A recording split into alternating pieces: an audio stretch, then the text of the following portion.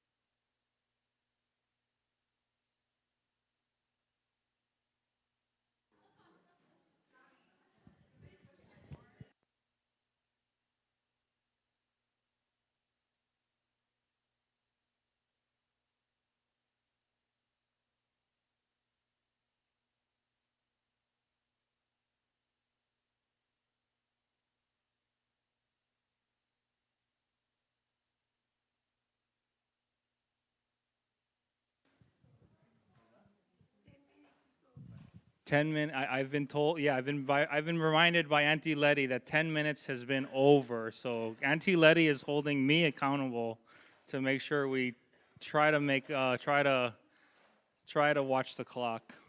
Thank you, Auntie Letty. How was lunch for everyone? Was it good? Oh yeah, all carbs, right? So very filling. Some meat, yeah. So Italian food. We're all right in Italy. They have, well, not a siesta. That's Mexican, right? But yeah, in Italy, do they they take naps right after lunch?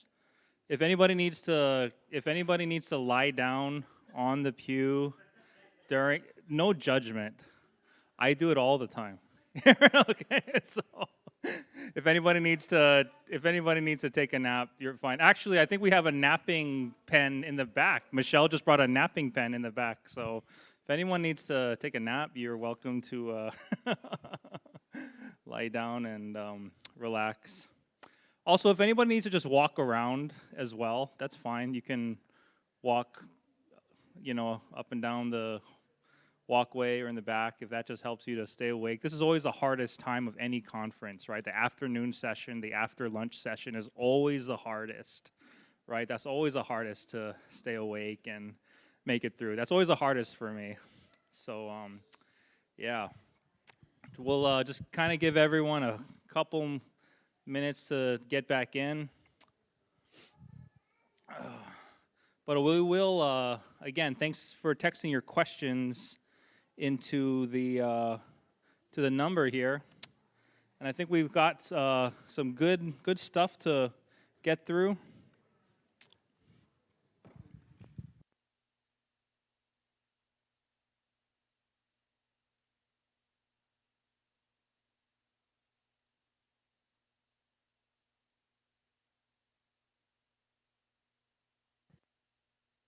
Yeah, if anybody falls asleep, no judgment. Remember, we heard sleep is good, right? Sleep is good for our health. So, if anyone does sleep, just make yourself. We'll take it as a compliment. We'll just take it as a sign that you're really comfortable here, and so we'll take that. Okay, so again, we talked about. So we covered a lot of subjects in these last 3 or 4 hours. We talked about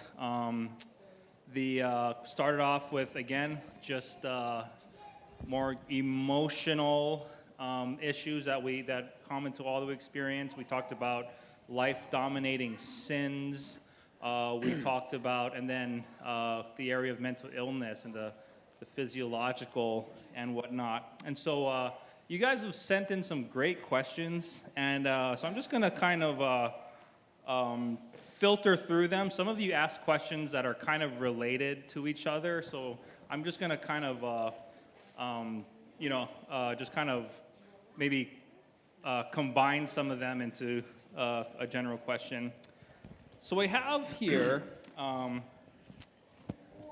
Someone said, I appreciated the distinction between righteous and unrighteous anger.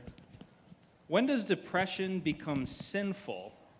How can I know if I am sinning in my depression so I can direct it towards holiness? Good. Ooh, am I on? Oh. You're on. Let me put this up a little bit. Okay. That's a good. Repeat the question one more time. I was about to answer it tonight. No problem. Yeah. I gotta get in the rhythm here. Let me sure I pull it up again. Wait, where did I just had it. Here he goes. All right. So someone appreciated the distinction between righteous and unrighteous anger. You made that distinction clear that anger could be the right thing, right? But it could be the wrong thing. When does depression become sinful? And how can I know if I am sinning in my depression so I can direct it towards holiness? Right. It's a good question. Depression can be sinful for one of two reasons. One is the cause of it was sinful, right? Like you see with King Ahab, where he was depressed because he didn't get something that didn't even belong to him in the first place, right? Depression can also be sinful when you don't respond to it the way you should. So when you look at someone like Judas, who sinned and rightfully so felt terrible about what he did, but you have Judas and Peter, right? Godly sorrow leads to repentance, and ungodly sorrow leads to death. In Judas's case, he committed suicide. And so the one thing you always have to ask yourself is, what exactly is it that I'm depressed about, and have an honest admission in your heart and decipher those things. And then number two, to ask yourself, what has my life looked like both up to this point and also as a result of this? So when I remember we had a girl from our church who was very, very super active in the church, was doing missions work, was part of the young adults ministry, was a very, very committed, active member, walking well in the Lord, loved the Word. And when her boyfriend broke up with her, everything turned dark literally, as in she dropped out of her bioengineering program that she was a part of at the college that she was at. She was going for a PhD. She dropped out of the program. She would lock herself in her room, and she would shut off all the lights, turn off all the blinds, and was very, very, was just very, very abrasive towards all of her roommates, wouldn't go out, stopped going to church. In other words, her life became all about her depression. And now, is it wrong for someone to feel depressed or dejected because of a breakup? No, not at all, right? That's natural. Now, in terms of how she responded to that, where she closed off everybody and stopped ministering, stopped living, basically, stopped doing what she was supposed to do, that's when it became sinful. And hence, like what God told Cain that he didn't do, when the countenance falls for whatever reason, whether for right or wrong reasons or natural reasons, right? You still have to do well or do the right thing. And so, and she ended up she made it out of it, right? And ended up asking for forgiveness from all of her. And it wasn't after she found a new boyfriend. She really did repent from it and worked through it. And God blessed her later. She's now a wife with, I think, several kids. I forget where, in Southern California region, so yeah. Yeah, that's a tricky one. Depression, because depression's an especially hard one in that, that it's filled with excessive sorrow, so you naturally view them in somewhat of a victim of sorts. But then there does come a point, and I just say this because I did teach one time on the Exodus when the Israelites are, they're leaving Egypt and they're getting into the wilderness and they're constantly griping and complaining and crying, and the way they addressed it, right? And because you can identify, look, you guys have some serious hard things that you're going through right now. Yeah. But the way their hearts, but what it exposed about their hearts, God held them accountable for. And I remember teaching on that once, and someone who suffered with depression kind of being very challenged by that. It's like, You're not being sensitive to my depression. It's like, well, no, I am, but just realize there is a point where God does hold us somewhat accountable for how our hearts may be, hardened or softened, according to how we. And just another personal example on that before we go to the next one. For me, one of the most painful periods was when we had, it was a huge fallout with the church where I was pastoring, so I had to leave the church as their pastor, and that's how I ended up actually in the Christian school setting, because I needed a job, and the only job I could get, the school contacted me, they found my resume somewhere and said, are you willing to work as a teacher, right? And everybody who's been through a bad church situation knows just how painful that is to go through that. And I remember for me, feeling so depressed every single day, right? But I had to make the conscious choice of, when you would look at the students. One of them actually just texted me right now. He was one of my students from 10 years ago, right? Just to say hi. But to tell myself, based on what Philippians 2 says, which you consider the interests of others more important than your own, to tell myself that right now, when I'm here at the school, the education of these kids is more important than how I'm feeling, right? That's not being fake, but it is, by principle, having to tell yourself that there is a way that God wants me to proceed. And for the hours that I'm in the school, I do have to concentrate on what's good for the kids. Like right now, I'm going through pain, but they also have to learn math. like, why do they have to learn math? They've asked me, like, what's the point of math? Like, well, do you want the inspirational answer or the realistic one? Well, like, tell me the realistic one. You want to graduate? Because I said, when was the last time I looked at this kind of math? 20 years ago when I had to take it when you're grade, you know? But to understand that the importance of someone else's life precedes your own. And when you start to refuse to do that, that's when you know you've fallen into a sinful response, right? Because you can still do the right thing while the emotions are catching up. So anyway, yeah. Great, thank you. So when you talked about, so let's go back to your discussion on mental illness, and one of the things you brought up scripturally was the topic of, you know, even demon possession and the reality of a demonic realm. And because somebody did ask, and this is a great question to just think about, because we have to factor this in. Could you expand on the involvement of spiritual warfare in biblical counseling and these issues we've discussed so far, anxiety, depression? You had mentioned a quote regarding spending the most time with God and fighting ourselves the most. How does this Ephesians 6 relate to this? And they think of your example in Luke 11:24-26. Yeah, we live in a spiritual realm. You know, we're not always. Kids at the school ask me, "Do you believe in aliens?" I said, "Yeah." They're called angels and demons, right? They don't live on this earth, but they're beings that are powerful, right? Sometimes you see them. And sometimes, you know, like here. No. But we live in a realm, right? We live in a world whose God is, and by God I don't mean the one true God, but whose the world system, in that sense, is run by Satan, right? So we live in a world where Satan is active, and Satan does torment and tempt people, right? Whether we realize it or not. I mean, whenever a pastor goes up and teaches heretical doctrine, according to 1 Timothy 4, that is the doctrine of demons, right?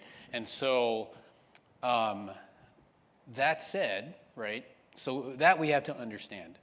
Now, there are a couple of things that we need to understand as well about that. One is that a Christian, a genuine believer who's been born again, has been sealed by the Spirit, right, and therefore cannot be demon-possessed in the sense of what we understand back then, right? When the Holy Spirit dwells in a person, that person is now sealed by the Spirit and cannot be possessed. He can be tempted, right? He can't be possessed. Satan can torment him like he did Job, but he can't be possessed, right? So that's one thing to understand. Number two is not every issue of sin is caused by a satanic attack, right? Sometimes we sin, like in James 1, because our own desires lead us elsewhere. And where will you see that in the future, by the way, right? In the future, if you believe in the millennial kingdom, right, where Satan is bound, and yet some people will still, right? And so there was a couple that said that, yeah, in our first part of our marriage, we really experienced, you know, a spiritual attack because we were always arguing, thinking, well, there must be a lot of satanic attack all the time because couples are always arguing, you know. So I think we have to be very, very careful when we attribute something to satanic attack, when sometimes the sin is caused by our own corruption and our own nature, right? So, and when it comes to, you know, when it comes to mental illness, right, is someone who is addicted to drugs or is addicted to, well, not mental, just abuse in general, right? Does that mean that Satan has entered that person's heart like he did Judas's heart, right, and tempted him otherwise? It may be, but it may not be, right? We don't always know, and we have to be very careful about trying to figure that out, right, and trying to be readers of the spiritual realm, because we don't have those kind of x-rays, right? We know from hindsight, or we know from what the Bible says that Satan is active in the world, and Satan tempts people, Satan torments people, and Christians are targeted, right? We do know that. And we know that demonic activity can look like everything from a kid who's, throwing himself into the fire, to a Judas who looked totally sober, but exchanged Jesus for money, right? So I don't know if that makes sense. That answers Thank you. the question. Great answer. Yeah. I think this is a good question, and you did address this today, but I guess we're gonna just press it a little further. So I'll just read the question. You will likely address this later today, but I'm interested to hear your thoughts on psychiatric therapeutics, meds, TMS, etc., to treat severe mental illness. For some, seeking peace, enjoying the Bible alone can be tremendously difficult to do when the neurological barrier is high enough. At what point, if any, should we address these neurological conditions directly, and how do we reconcile this with the comprehensive sufficiency of the Bible? And so I think, when you kind of shared a perspective, a lot of people coming to you with a diagnosis. I've been diagnosed as this or whatnot. So I guess maybe the question might be asking, at what point might you be, if ever, be like, maybe you should see a doctor about this. Maybe you do need, maybe you do need to seek this. I mean, as you kind of help people navigate. Yeah, it's like, I mean, most recently when someone was, actually it was someone's father who was trying to get off of drugs, of the drug addiction, and it was for a spiritual issue, right? Does that make sense? Where believed that father was a Christian, but he had fallen into that kind of a habit and wanted to now come clean, right, and detox himself, right, because he wanted to do things right, which is very, very noble, right, and the way of the Lord, right. I told him to make sure, if you can, make sure that you speak to a doctor, right, because it did have an effect on him physiologically. So you don't know what kind of effect the withdrawal is going to have, right? And what that does to, because it does affect the brain. It's a spiritual issue, right? And yet it does affect the brain. It does affect, it affects your blood sugar. It affects your hormones. It affects everything, right? So have someone there to make sure that he's doing it safely, right? So that's an example of one. And then the other is sometimes, like say when you have, what medicine can't do, so, and by the way, I'll always tell the person, make sure that whether or not the psychiatrist gives you medication without you getting tested, make sure you speak to your primary care physician, right? And have them get a full understanding of what's actually happening, because it is a physical issue. Whenever you put anything in your body, whether it's a brownie, right, or Ritalin or air, right, it's going to affect you, right? Is that because you're putting it into your body? And so, and especially when you're going to put something in your body that is going to alter what you think, how you think, right? So even, and this goes beyond even that, like say with men who want to take testosterone pills because they're trying to build muscle. I don't know how that became a thing, right? We want to look more buff because for some reason that looks better, right? No Life comment. is better when you have a six-pack. And so we're going to take testosterone pills. But then we told them, okay, and they'll ask me, well, what do you think about that? I said, well, just understand this. When you take testosterone, guess what stops producing testosterone?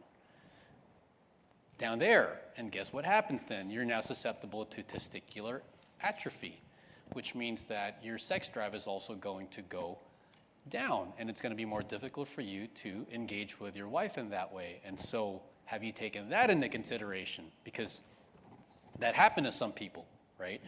And then we had another guy who was the same issue where he got tested for, like he said, for whatever reason, I just feel like I want to kill myself, but he said, I don't know why, because everything is fine. I have a family. I love my family. I love my church. Everything is good. I love where I live, but something is wrong, right? And so he got tested, and they found out that his testosterone levels were extremely low. He basically had the testosterone levels, I think, of what they said, like an 80-year-old woman.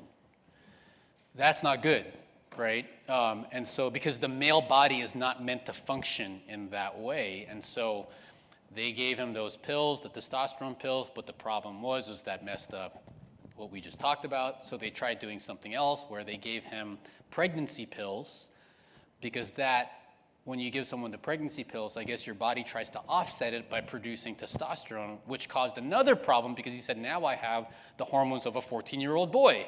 And he said, I can't control myself. And I'm thinking, oh, brother.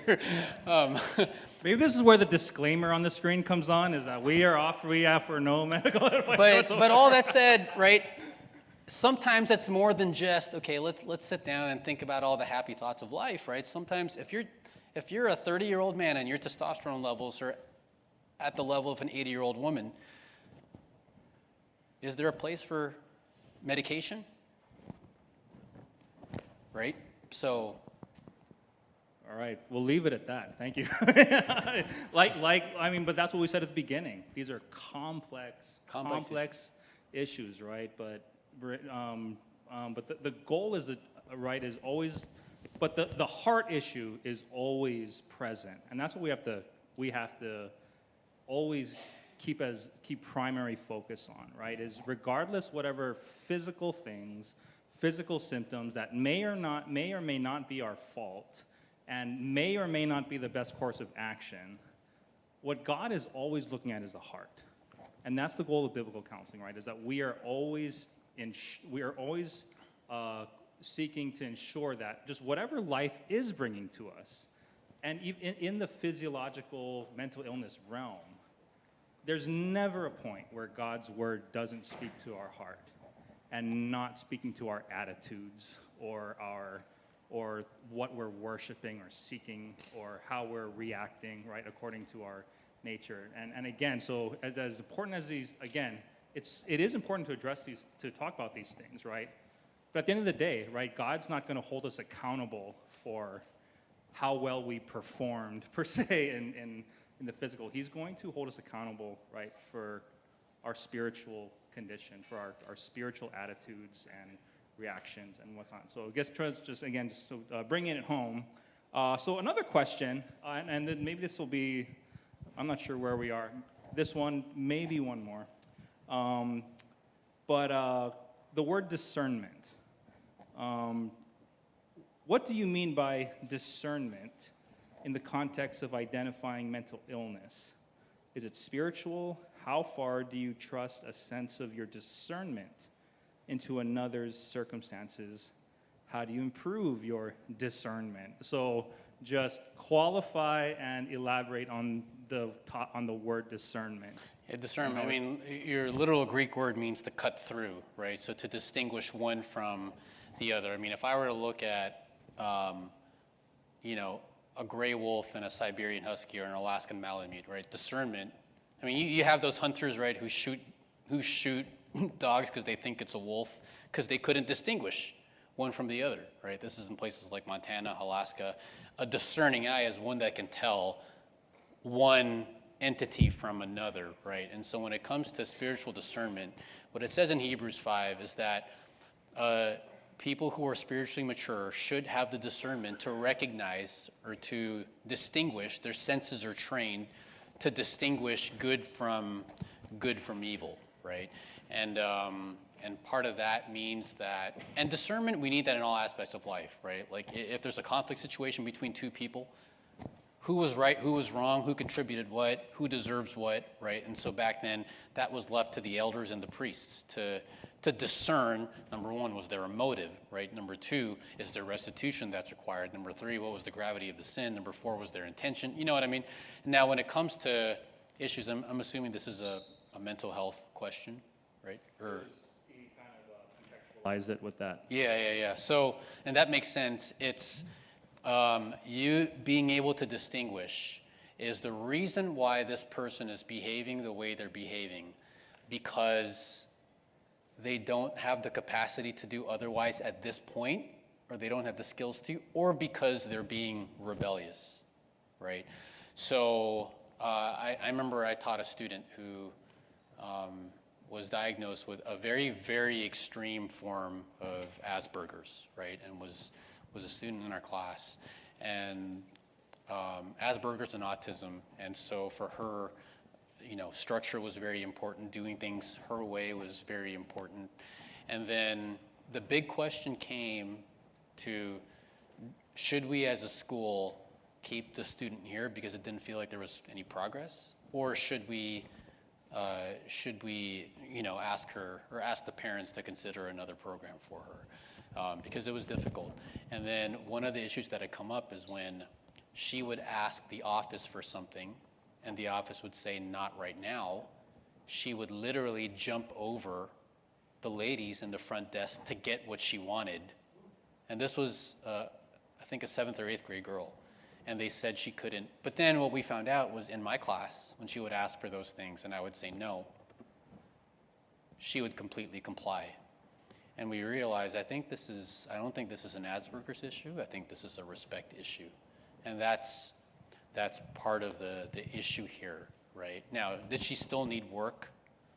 Yes, right? But in that particular issue, we deciphered at that point, and that's why the school had to say, I think she needs to find another place because this isn't the best place for her, because she understands what no means and that she can't always get what she wants. But when she feels like she can take advantage of the situation, she does, and she's all of a sudden literally crawling over people to get what she wants, whereas she never did that in mine or the other teacher's classroom, right, for the same request, right? So now, could we have been wrong? For sure. I actually don't know what happened at that point, right? But that's what I mean, where you have to discern, is this an issue of the brain or is this an issue of the heart, right? And again, we learned from conditional unity that those things are related as well. So, yeah.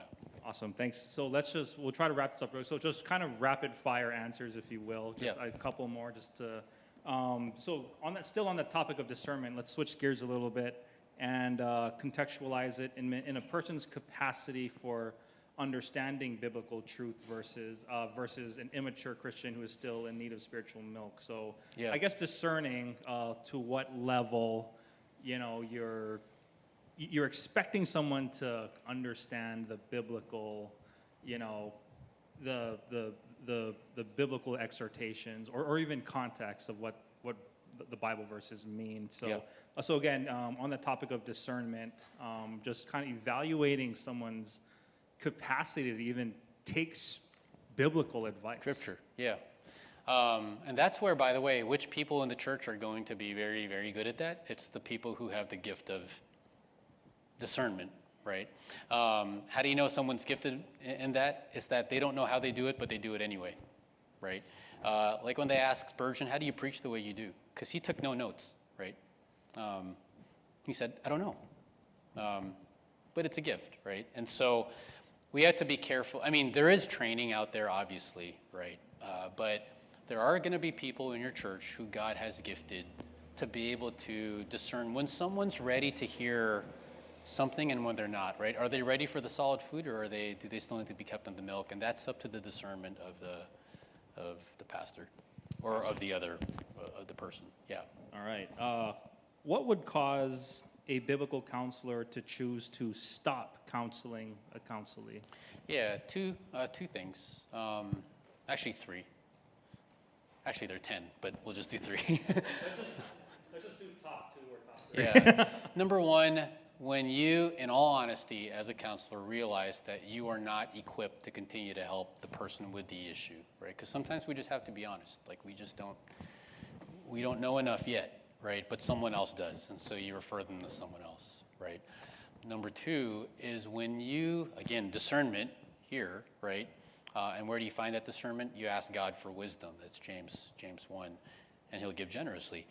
Is when you've started to pick up that the person is not interested in change, and they're only interested in comfort. Because a person who's interested in change will be willing for their life to become harder if that's what it means to do the right thing, right? Versus someone who wants you to just fix their life and make it comfortable. And number three, there are times where the change is happening.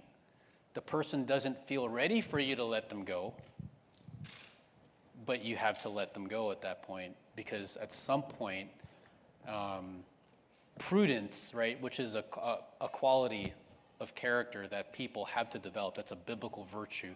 Prudence is the ability to solve problems independently, right? You see that in Daniel, or you see that in Esther, and people have to be able to get to that point where they do that. That's, by the way, that's one of the big tricks of teaching in the school too. At some point, right, the kids will feel like we're not ready. Well, yes, you are. So.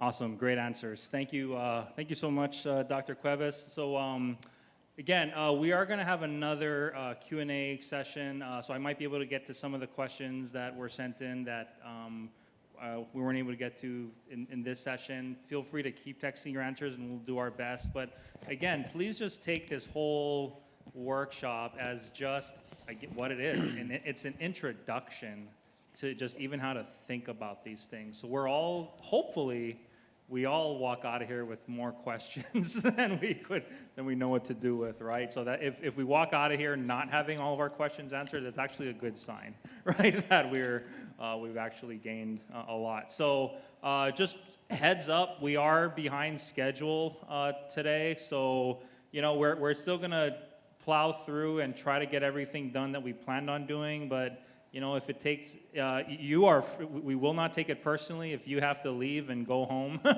by 2 o'clock. That's, so just want to give you a heads up. We're kind of running a little bit behind, and so, but, we do, since we are here, we do want to just take the time to flush out the things that we kind of had planned on working through.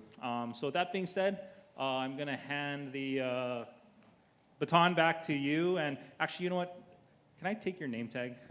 Oh, yeah. Yeah. I was talking about this. So this wasn't addressed, but OCD. I know nothing about it other than I have OCD about audio things, and his name tag was hitting his mic. And I'm like, so that's where, again, I need to discern, my own spiritual and physiological condition and find that balance somehow. So Dr. Cuevas is going to take us into now kind of family issues, marriage, parenting, and take it away. Yeah. Yeah, if you have to leave, he won't take it personally, but I will.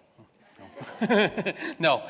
So I'll open with this. We're talking about marital conflict. I remember when my first year teaching middle school, and I wanted this was in a pre-algebra class. I wanted the students to get their work done, and we needed to get a worksheet done. So I said, you know what? I'm not going to pair you up with your friends. You're going to be paired up with someone who you don't normally talk to, and so every boy has to be paired up with a girl. And I figured this is going to work because they're actually going to do their work. And so I paired them all up, had them started. Within the first 5 minutes, I hear bickering. I'm thinking, what is going on? And then I hear the girls raise their hand. Mr. Cuevas, he won't work with me. He just wants to do his own thing. And he says, well, every time I try to say something, you just call me stupid and you say that I'm wrong. But then that's because you're not helping. You don't want to do it together. But that's because every time I try to do it with you, you want it to do your own way. And I said, guys, can you just... And I looked at him and said, look, you can't just do your own thing. You have a partner. And she said, see? And I said, okay, you can't keep criticizing him for what you think he's not doing. She said, fine. All of a sudden, after 5 minutes, he raises his hand. Mr. Cuevas, I can't take this anymore. I want another partner.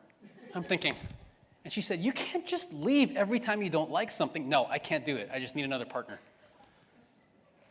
I was like, and by the way, during this whole time, the tech guy was in there fixing one of our computers, and so we're looking at each other. I'm married, he's married, kind of smirking. And then after 5 minutes, one boy gets up out of his seat and says, I'm leaving. And she said, you can't just, I'm leaving. And then I looked at John Clausen, who was our tech guy, and said, oh my goodness, it's like marital counseling, right? Boys and girls are the same everywhere in the world, right? Right? It is biological. It is, no matter where you go, marital conflict will exist. I mean, raise your hand here if you are married, right? I know this about you and your spouse. At some point, you have run into trouble. And the reason why I know that is because the Bible actually says so. I also know that you've run into or you've experienced joys that you've never experienced in any other relationship, right? I know that because the Bible also tells you that, right? So the goal here is let's approach, I can't do a whole marriage conference, but it's the idea of how do we work, what does the Bible say about how we work through marital conflict? Part of it is understanding why it's there, right? What causes it. Are you alone because you're experiencing it? A lot of people don't want to reveal that they're going through issues in their marriage because they feel like they're going to be the only ones until they realize that everybody else is going through it, right?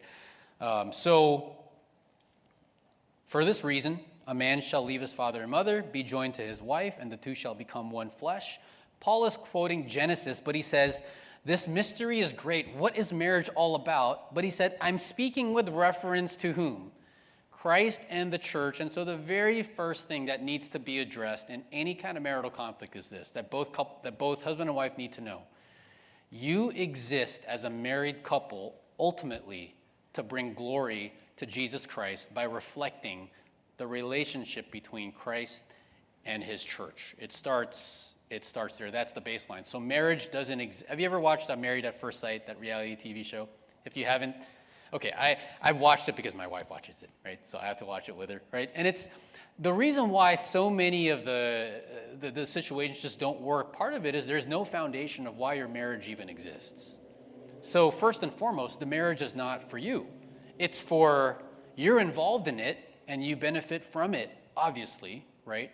But it's first and foremost for the glory of God. So your marriage exists to tell the world about something about Christ, right? And that changes your perspective as to how you even live. Here's the other thing we know about marriage. So Solomon says this, right?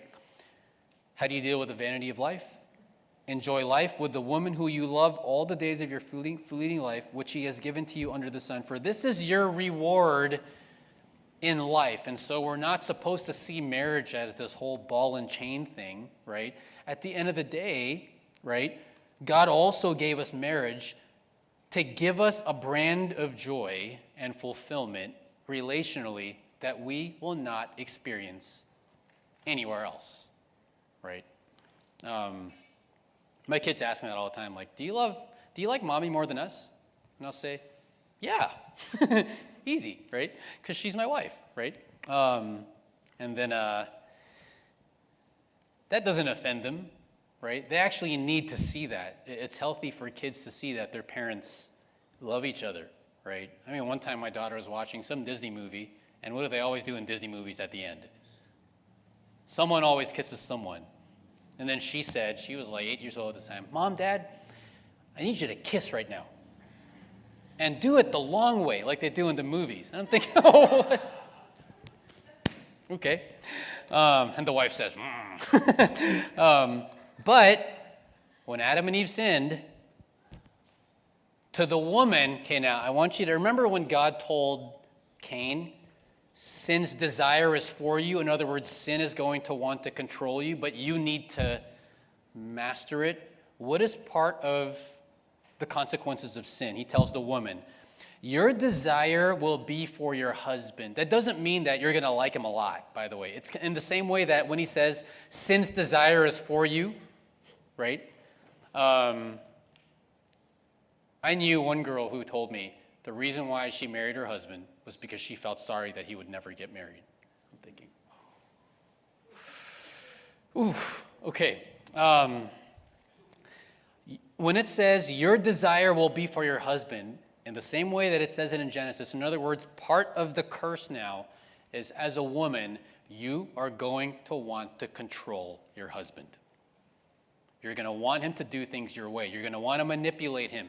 You're going to want to coerce him, right? When you're anxious that he's not doing what you want him to do, you are going to want to nag him, right? Even though it never works. But you're going to want to do it anyway, right? Because that's part of the curse. And as the husband, when it says he will rule over you, he is going to resist it, right?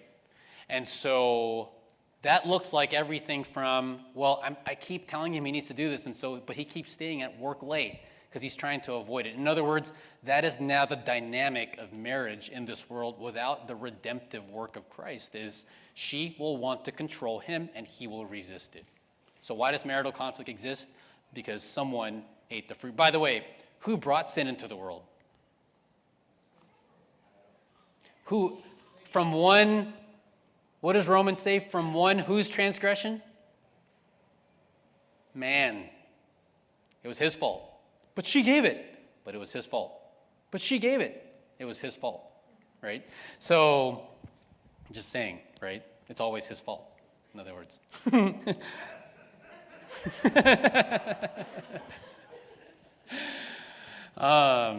When I ran this 10K once, I said that the reason why my time wasn't as good as it could have been was because there was a crossroads, and there was a girl who was in front of me, and she went the wrong way, but then I didn't know, so I went where she was. And my pastor said, right, the woman led you to it again. I'm thinking, oh.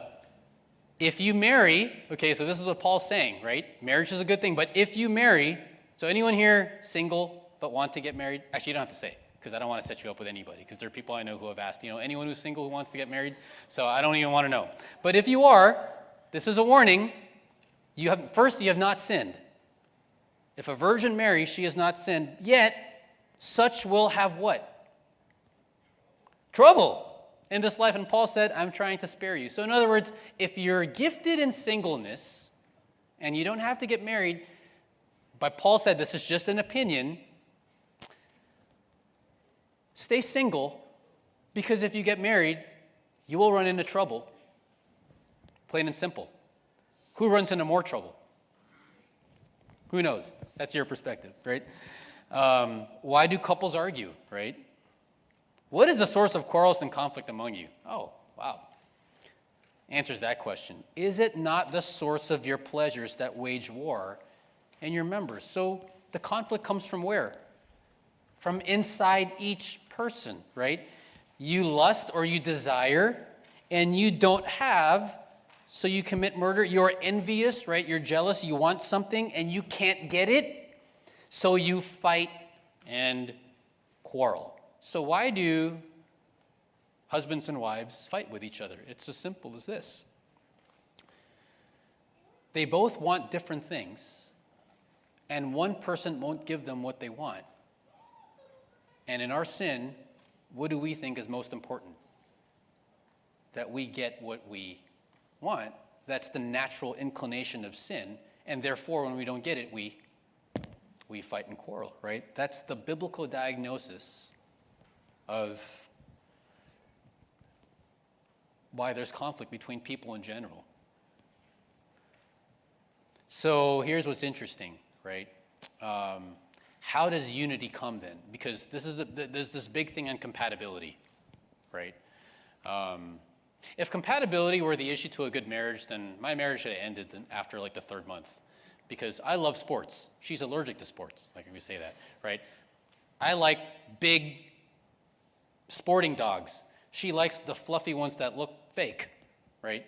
I say that because we have a poodle at home, right? I like blue. She likes pink. When I think of vacation, right, I think Alaska, dog sledding. She thinks I want to go to Disneyland or New York, right, and watch Broadways, right? Even raising our kids, we have different philosophies, right? In terms of what we like doing with our spare time, right? I asked her once, hey, do you want to go to the track with me? She said, I will, but I'll sit on the side and eat a donut. You can run. And I'm like, well, I guess we're just... Movies, right? I love watching those criminal investigation movies. She likes Gilmore Girls, right? We don't match up in anything. But we get along. And 13 years of marriage, I say this truthfully, 100% honestly, even though she's super honest with me, like when she said I looked like a tree. She has not once in 13 years ever nagged me about anything, has never insulted me, has never called me a name, except for the tree. Because she's a godly woman, right? Who cares more about me than she does herself. And she told me when we got married, ultimately, she said, these were her exact words. I can be a very selfish person, but at the end of the day, I'm marrying you because I want to support you in your ministry. And I thought, wow, is this possible? And 13 years later, I realized that actually is, right? So going back, actually, where does unity come from, right? Because the first part of the verse here says, be united, essentially. This is Philippians 2. But does unity come from uniformity? No, it doesn't. So what happens when you have a husband who wants one thing and a wife who wants another thing? How do they get on the same page and agree on something? Do nothing out of selfishness or empty conceit, but with humility of mind, regard one another as more important than yourself. And so unity doesn't come by uniformity or quote-unquote compatibility.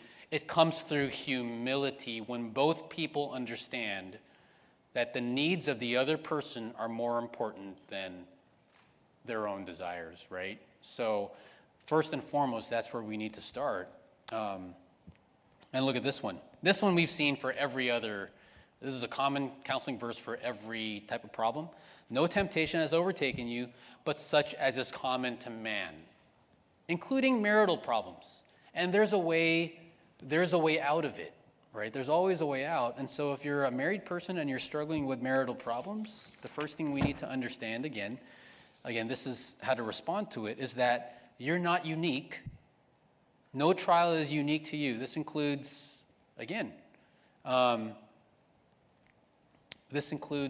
anything you experience within the context of your marriage. Now, some are going to be more severe than others, right?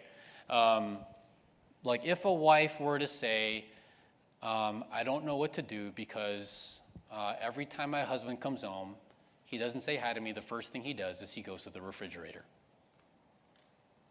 I'm thinking, oops, I do that as well, right? It's not because we don't love you. It's because we don't know what to do with how hungry we are, right? Don't take it personally. He loves you. He's just hungry, right? Does he have to fix it? Yes, right? We'll tell him, hey, when you walk through the door, your wife is more important than, the breadsticks, so at least acknowledge her first, right?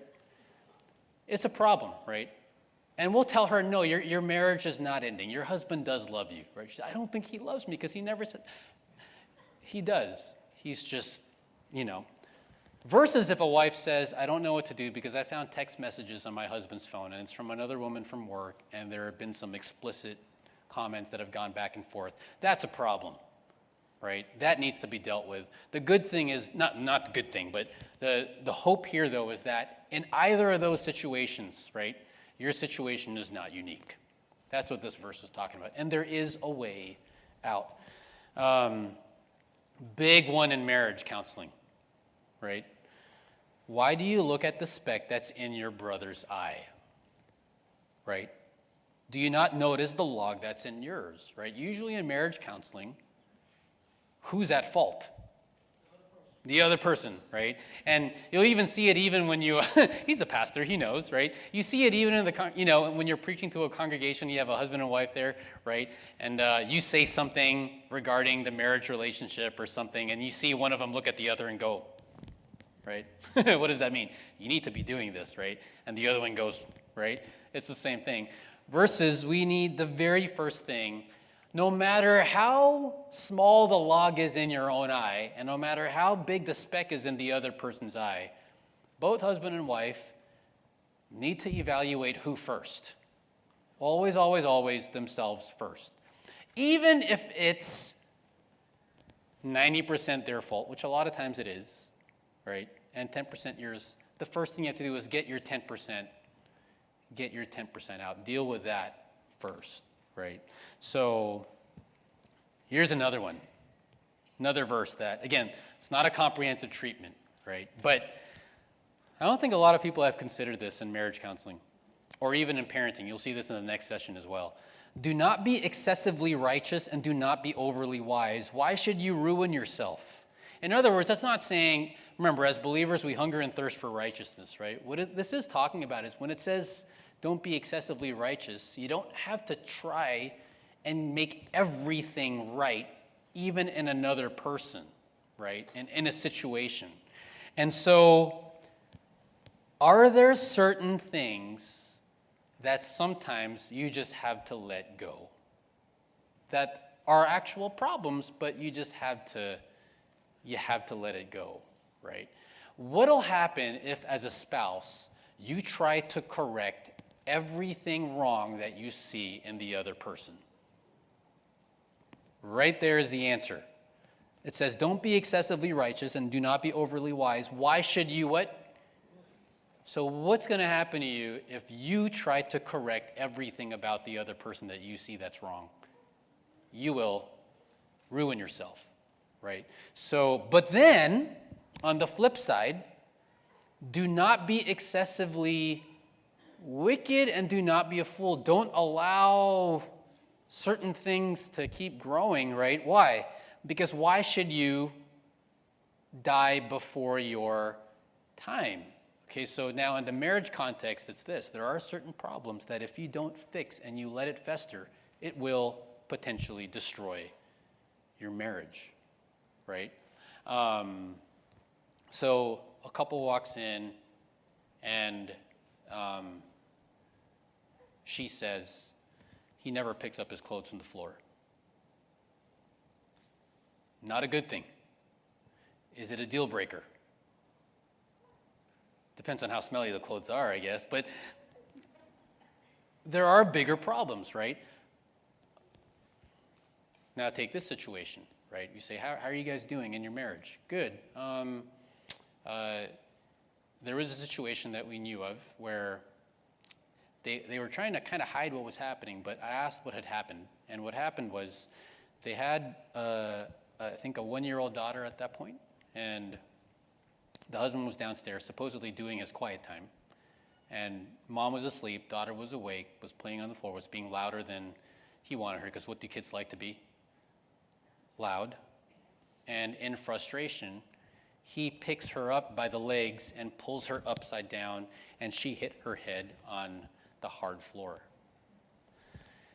And the wife asked, is that normal? Mm-mm.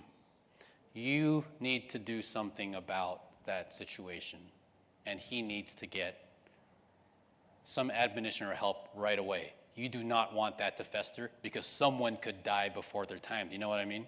And so that's where, you have to discern, right, which things are worth addressing, because you can only address so many things, right?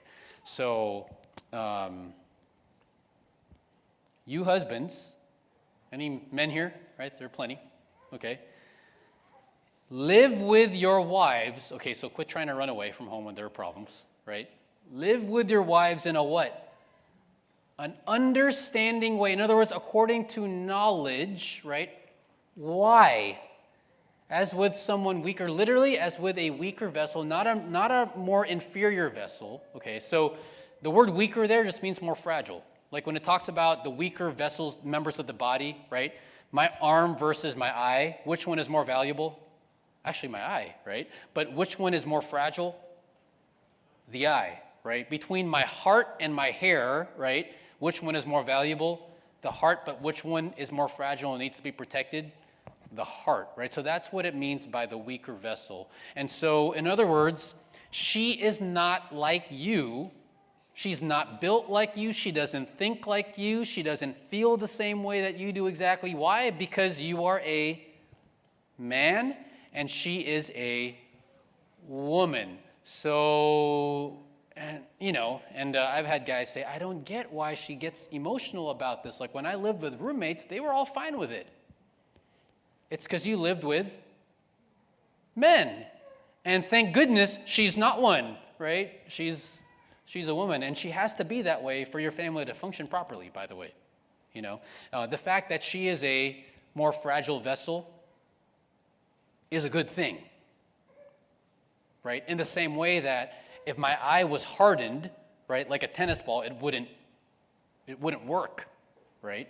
So, in other words, as a guy, as a husband, right, what you need to do is understand when your wife is saying something, what she means by that, right? Because how you might interpret it is not what she intended necessarily. Okay, so I asked this to a couple where there was a huge argument between the two, and it goes vice versa, right? Where I asked her, because she didn't understand why it was that he was upset by something she said, right? And then I asked her, okay, if you were to tell your husband, I feel like you're prioritizing work over the kids, why would you say that, right? I'm not saying she said that, but in other words, if a woman were to say that, what do you think she's trying to communicate? And she said, well, it would mean that the other day, our daughter was trying to show him artwork that she brought home from school, and he said he either brushed it off or was too busy or was on a phone call. And it just hurt me, and I just hoped that he wouldn't do that again. And I said, do you really think that if you were to say that, are you accusing your husband of not loving the kids? No, not at all, right? And then I asked him, if you were to hear that from your wife, what would that mean to you? And he said, she's accusing me of not loving my kids. Case in point, right? Why is there a difference in understanding? Because one is a man and the other is a woman, right? And so the vessels are different. They're made differently. And that needs to be taken into consideration. And we tell that to husbands all the time because at the end of it, who is the one primarily responsible to try to understand the other? The husband first, right? Understand your wife. She'll probably get you a lot quicker anyway, right? But you as a husband need to understand where your wife is coming from, right? And her sensitivities. And so, which goes to the next one. He who gives an answer before he hears, it's folly and shame to him, right? So, I remember early in our marriage, and this is when we were still trying to adjust to this whole, we're living as a married couple, but then I'm driving back and forth from San Diego to LA, and I'm always tired. And she felt like I wasn't always, present in the home, at least mentally, right? And I feel like you're always studying, but you don't have time for me, and ... which is a normal thing. And I would always get exasperated. I'm like, what am I supposed to do? I'm getting 2 hours of sleep, and it would turn into something more than it needed to. And then I remember we went on this one, we went to Mimi's Cafe, and then I knew things weren't going well. So I asked her, right, early in the marriage, so what's going on? And she said, I just feel like you prioritize your ministry over me. And I remember thinking, okay, the librarian at the school said, be understanding. She was the professor's wife, right? So I said, what would you like me to do to change? And she said, I never said I wanted you to change. In fact, you're doing the right thing. You're just asking me how I feel, so I'm telling you how I feel. I'm not saying my feelings are right, but this is just how I feel, and it's hard for me. And just be patient with me to get to the right place, but you're doing the right thing. Oh. Okay. And guess what happened? That's exactly what happened. She said, I don't want you to change. I never asked you to change. You're just asking me how I feel. So I'm telling you how I'm feeling. So don't get mad if you ask me how I feel and I tell you how I feel, because you're asking me to share something. Thinking, oh, usually when we guys tell each other how we feel, it's because we want something changed, right? I'm like, oh, okay. I kind of understand now, right?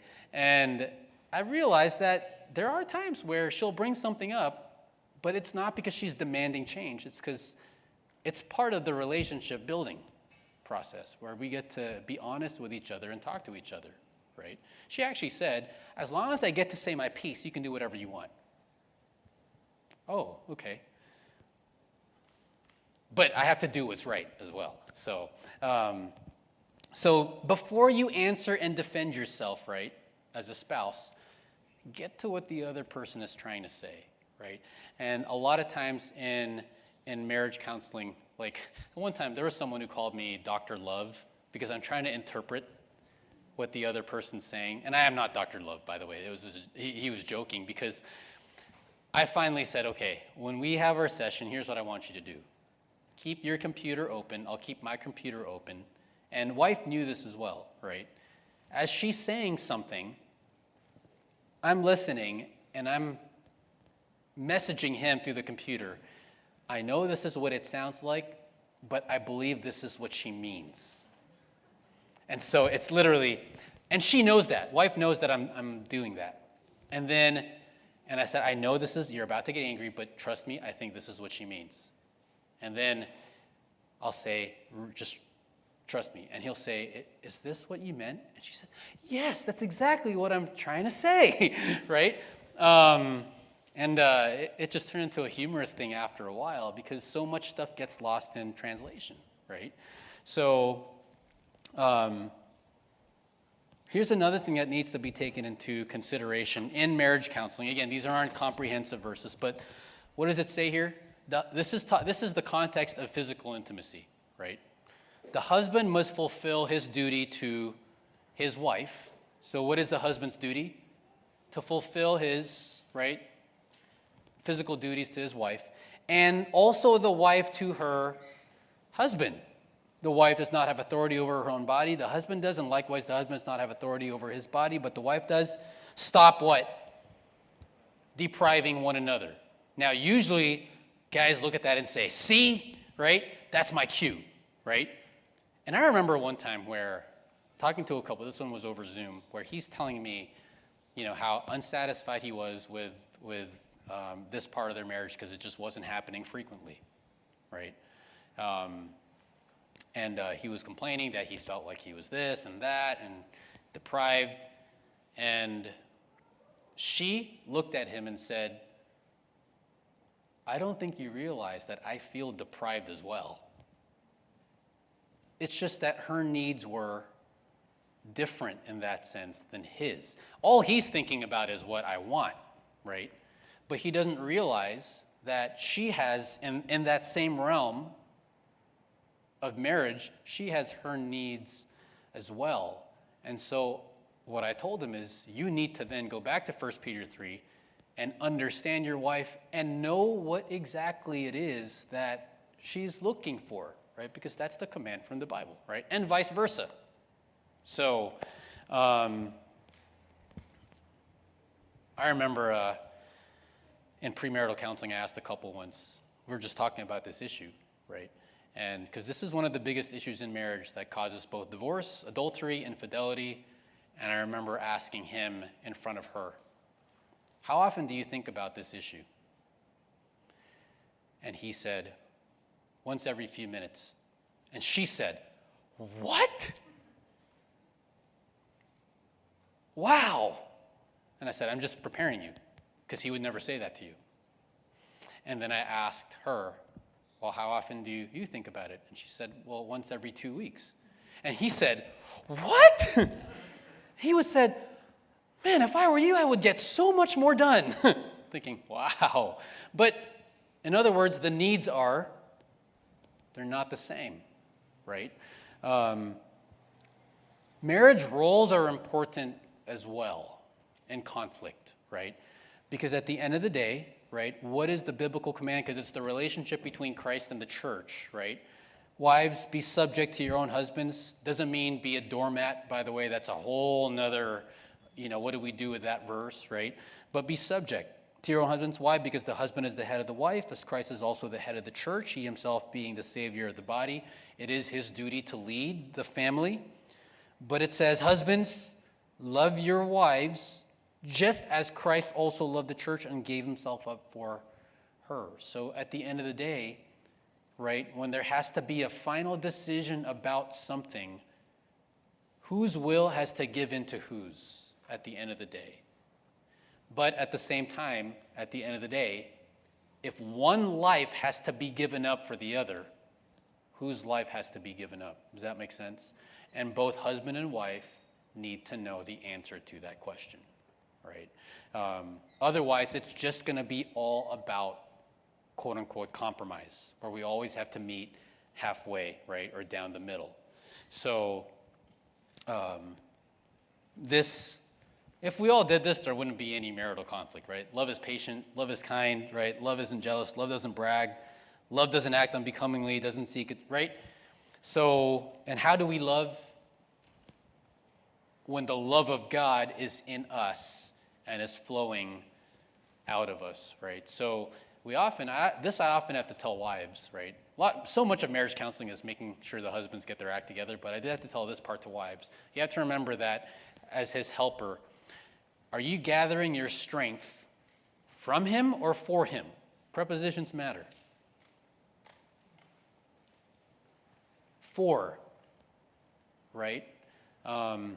He needs you more than you need him, really, is the reality of, because who was made for whom, right? Even 1 Corinthians talks about that. This one, look at this. Look at that very last part, right? What does it mean to live in light of the gospel? This one is huge, even in marriage conflict counseling.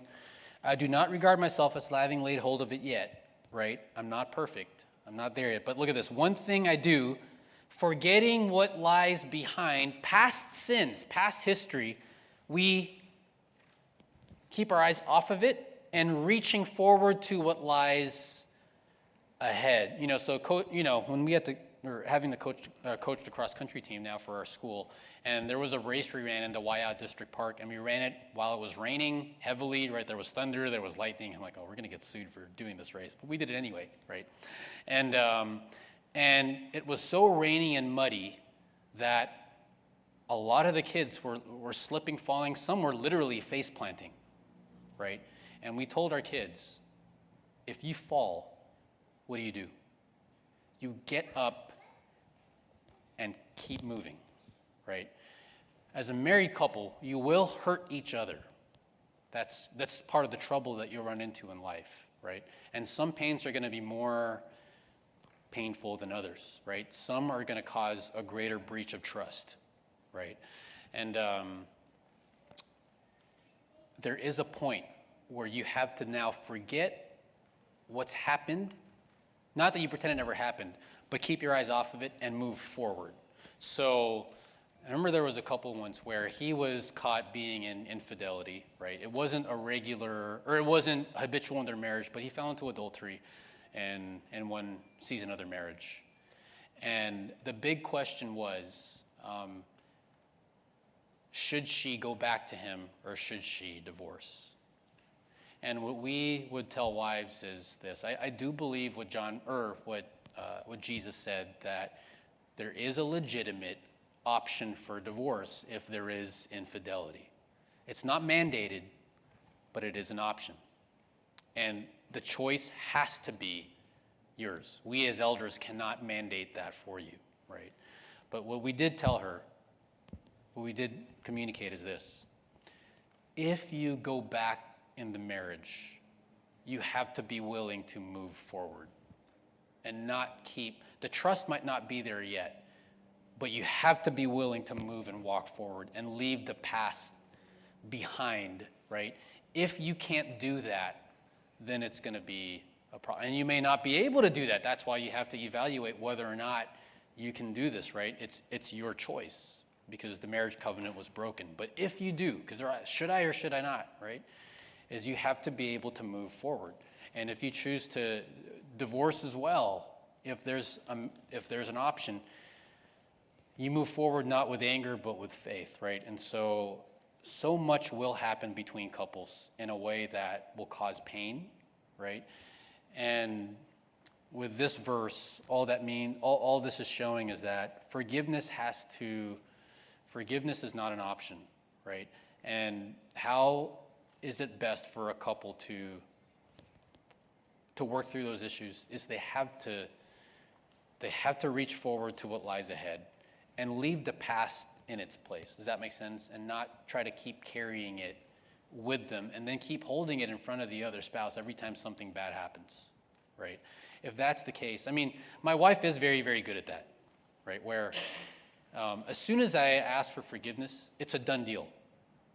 And to the point where I don't even remember the things that I've done. There's so many of them, but I don't remember because she never talks about them, right? Or ever holds it against me. And because of that, guess who's also like that now? is our daughter, because she takes after mom, right? So remember that verse, and that's what a gospel-centered marriage then, will look like. So. All right, another great session. By Dr. Cuevas. And I had a thought just while you were sharing that. I think you could be a billionaire with just the skill to translate a woman's conversation to things that a man can process. Just being able to translate it is actually, I was just thinking about this with AI now. All you have to do is set the basic algorithm, and then if you just kind of set up an operating center, you could go to the Philippines, set up an operating center, and you could make billions. You don't have to even do this counseling stuff anymore. You could just.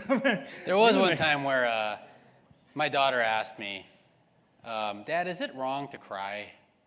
And I said, it's wrong if you do it because you want to make people feel bad, or you're trying to get someone to do something for you that they don't want to do.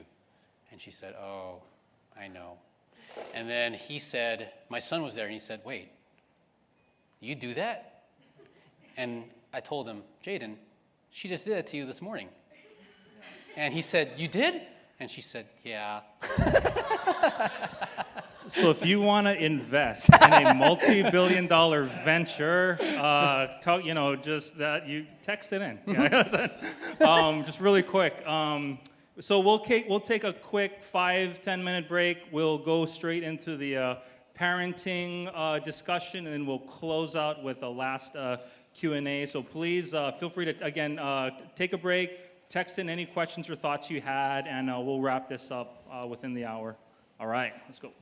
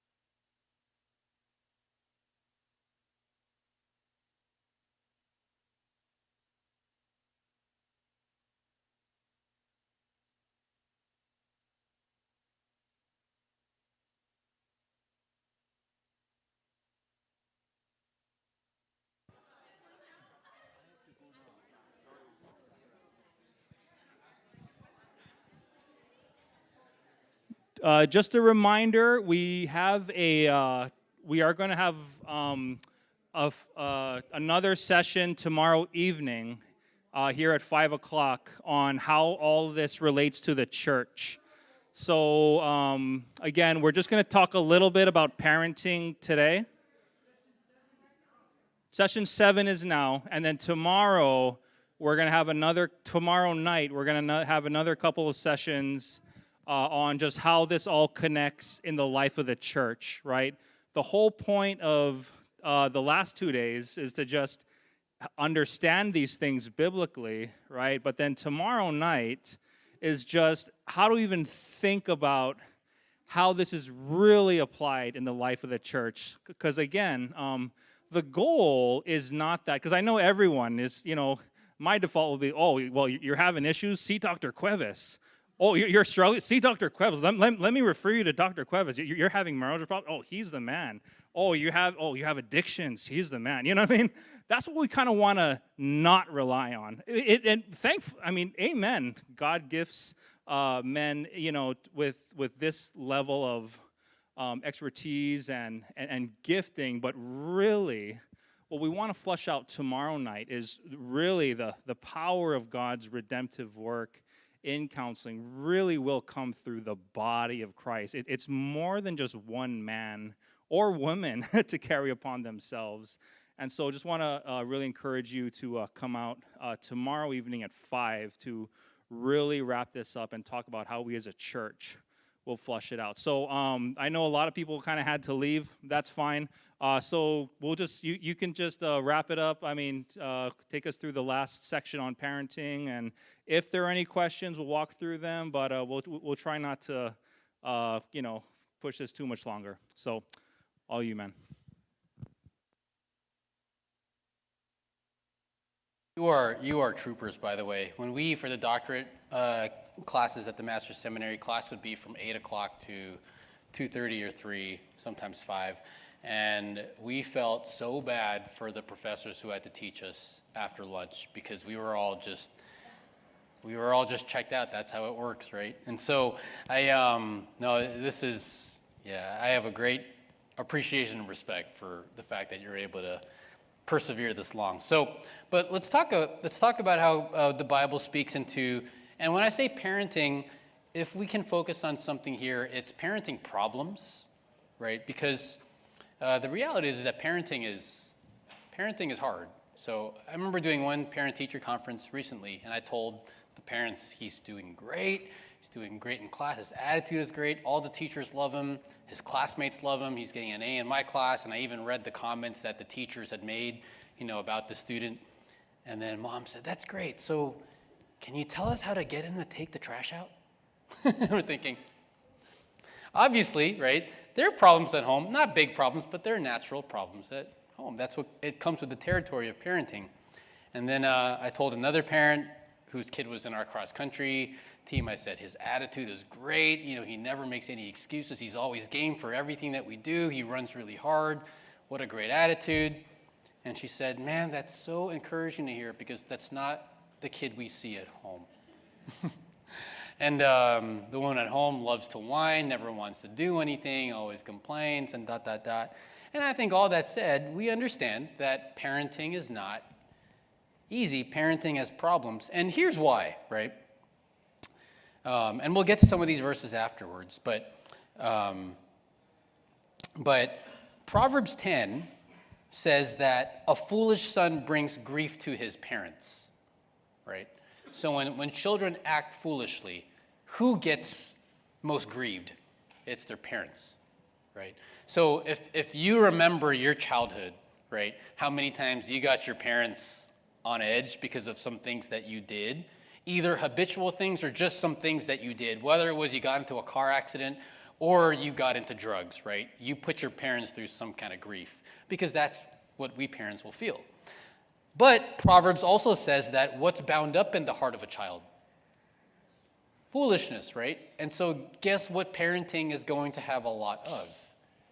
Grief and problems. So that's not new. And so the question is what does the Bible have to say about parenting? And there is a ton. right? There is a lot. And so a lot of it is we need a theology of children, for one, if we want to understand children, why our kids do what they do, and how to raise them, right? And I have two wonderful kids. Hopefully you'll see them tomorrow, right? If my wife is busy taking them to all their activities today, and so hopefully you'll see them tomorrow. But Genesis 1:26, right? God said, let us make man in our image. And therefore, first thing we have to remember about children is they are more than just bags of water, right? They are image bearers of the living God. They have eternity in their hearts, right? They have the existence of God in their hearts. They have a moral code, right, written in their hearts. And that's why we as parents see so much value in our children, right? Because they are valuable, right? We care about our children because they are valuable. They're image bearers, right, of the living God. And Psalm 139, right? David says, you formed my inward parts, you wove me in my mother's womb. So every child has been crafted by God from the beginning. Every part of every child's growth is orchestrated by God, right? And look at what he says, I will give thanks to you, for I am, circle that word fearfully, that means uniquely, right? Uniquely and wonderfully made. In other words, not only is everybody made in the image of God, made by God, but every child is different, right?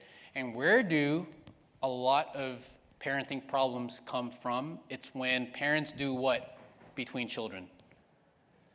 When they compare, right?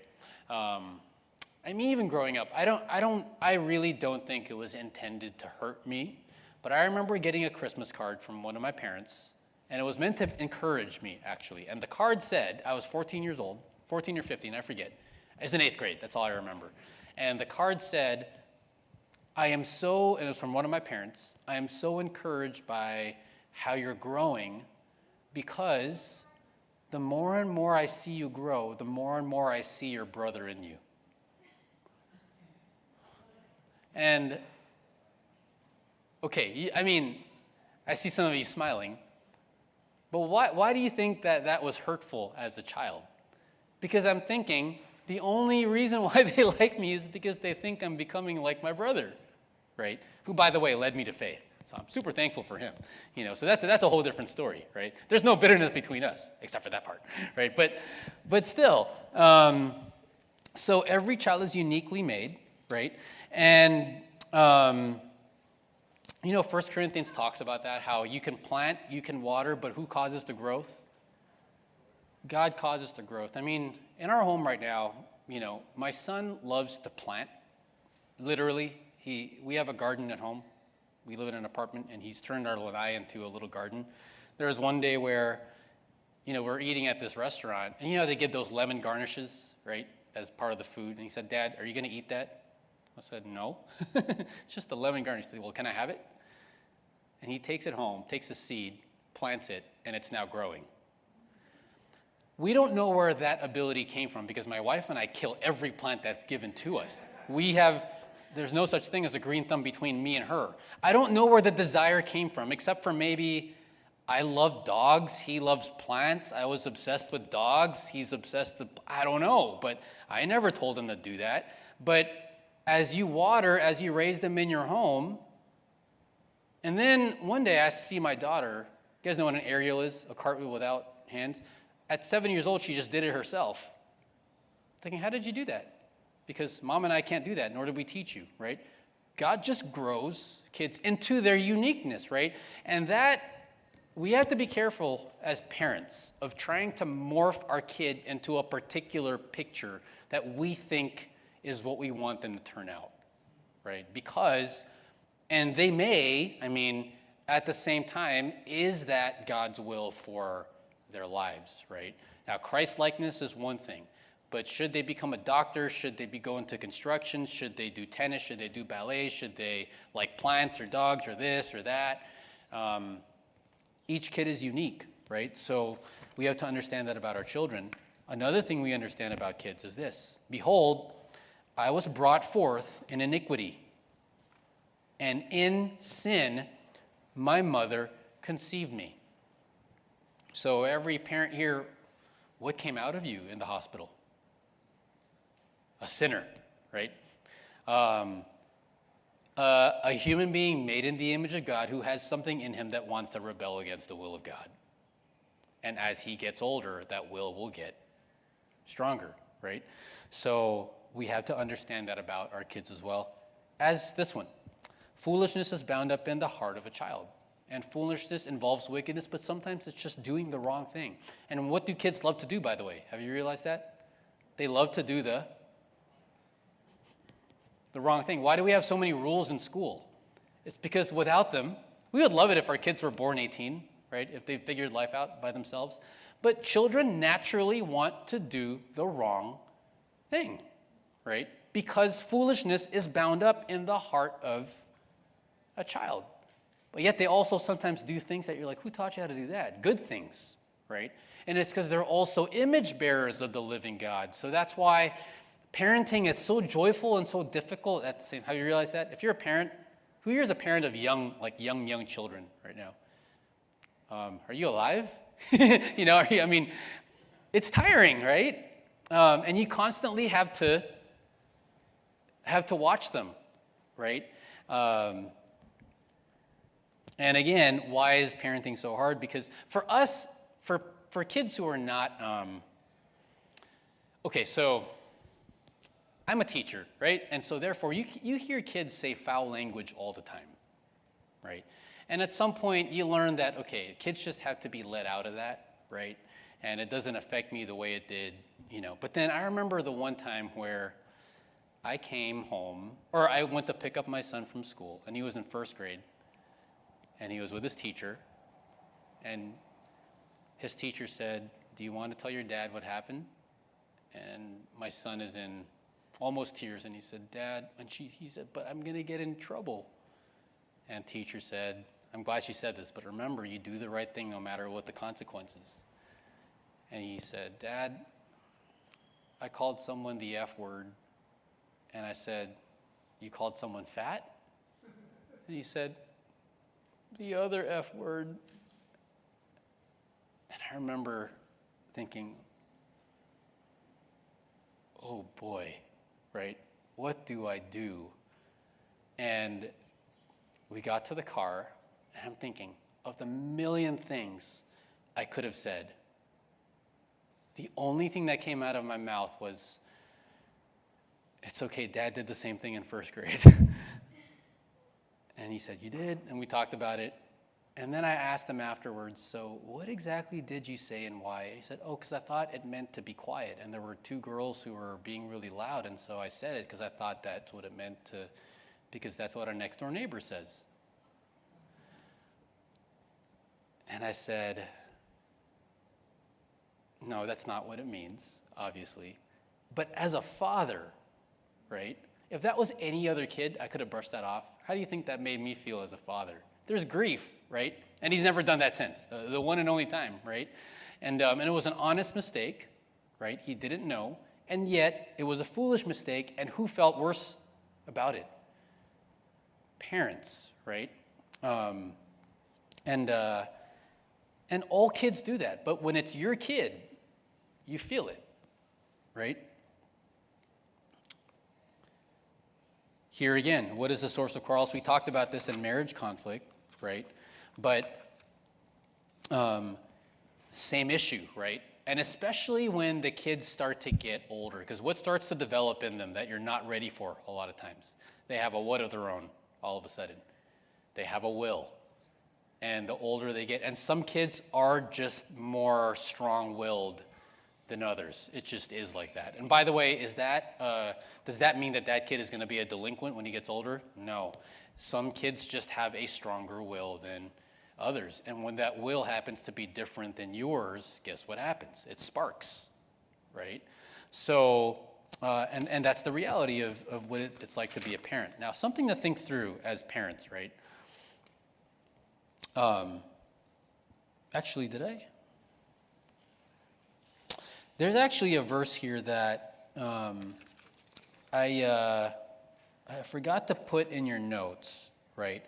But what it says here is, In Proverbs 20:29, so you can put this down somewhere, it says that the glory of young men is their strength, right? And the glory of older men is their gray hair, which means young men, right?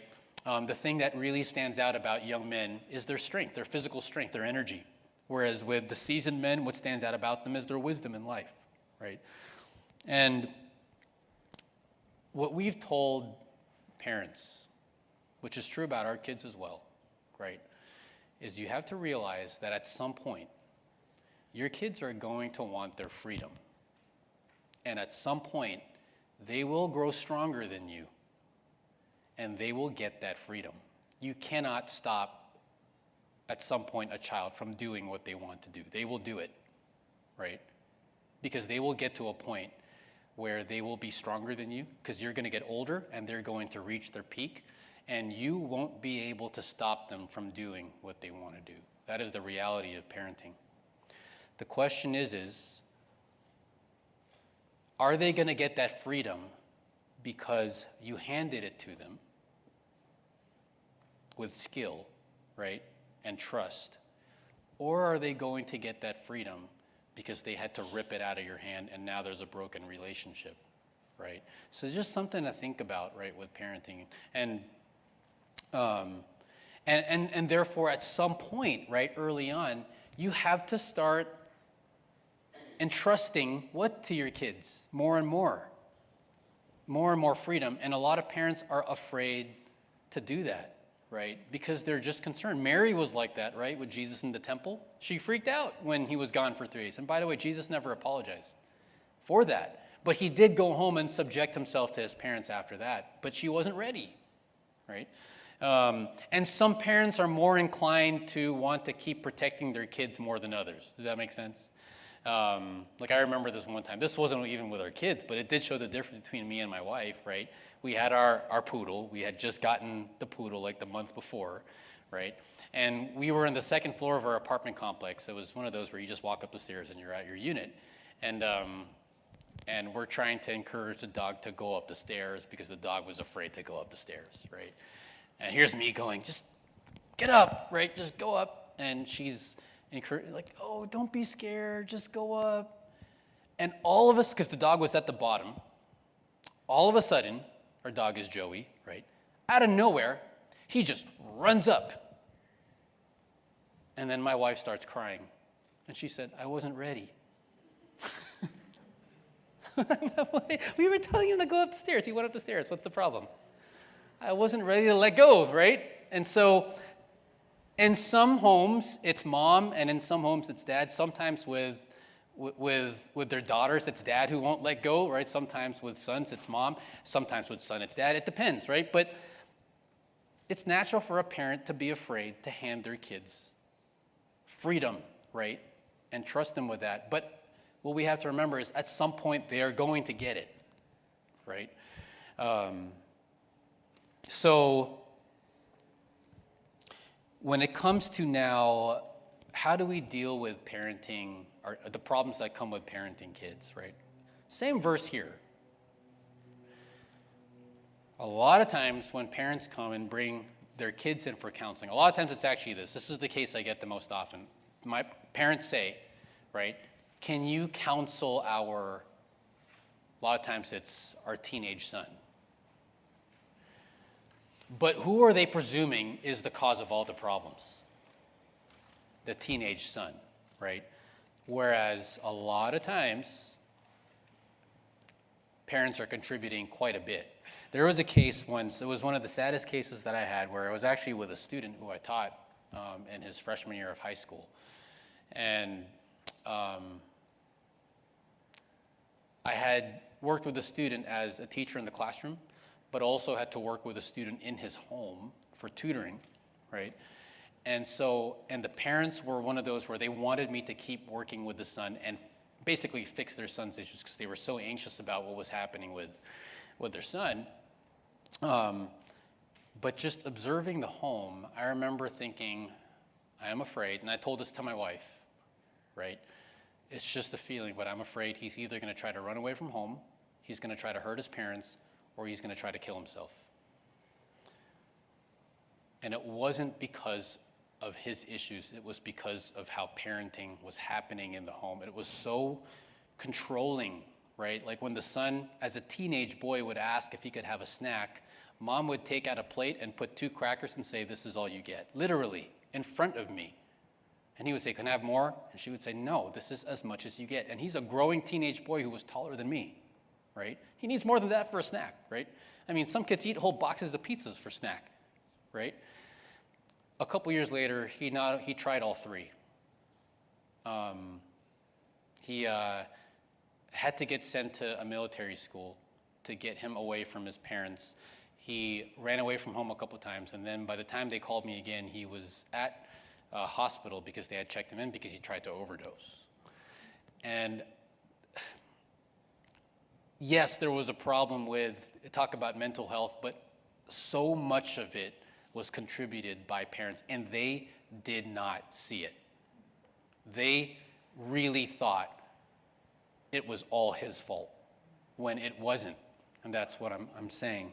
So as a parent, whenever you can, bring your faults to the table and confess them and repent, right? And ask your children for forgiveness. You know, one thing I've told, because it's true, we as parents are sinful, right? Because we became parents, we don't automatically get sanctified.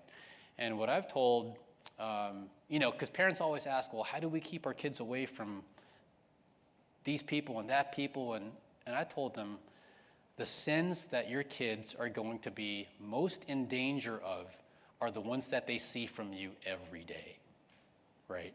And so my biggest prayer as a father is that my kids would not be long-term impacted by the sins that I commit, either against them or the sins that they see in me every day, right? And the only way to do that, outside of just outright repenting, is to ask for their forgiveness so they have a context of truth as to what right and wrong is, right?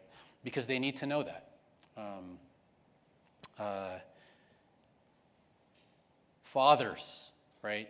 You have a job that's more than just bringing home the money, right?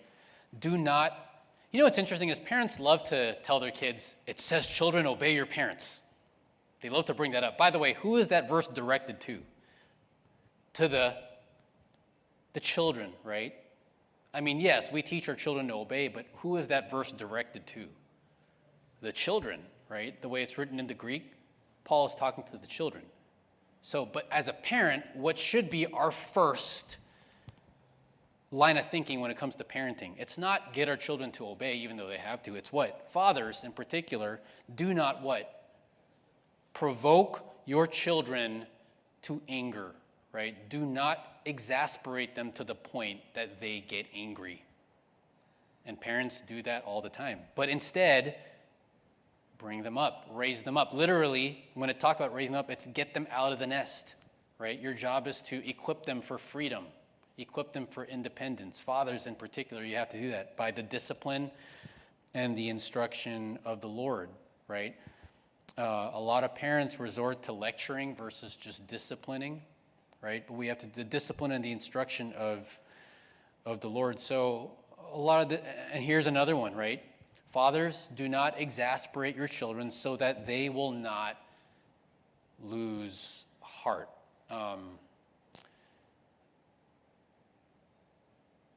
Why it is that a father has so much power vested in him by God to either exasperate or discourage his children is in the mystery of God's will, right?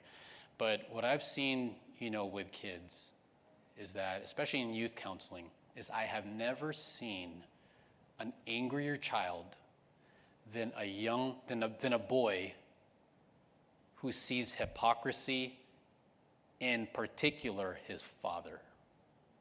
That is the worst case of anger that I've ever seen in kids, right?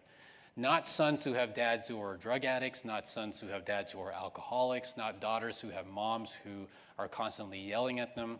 Those things, a lot of times the kids can navigate through, right? But it's a son whose father is,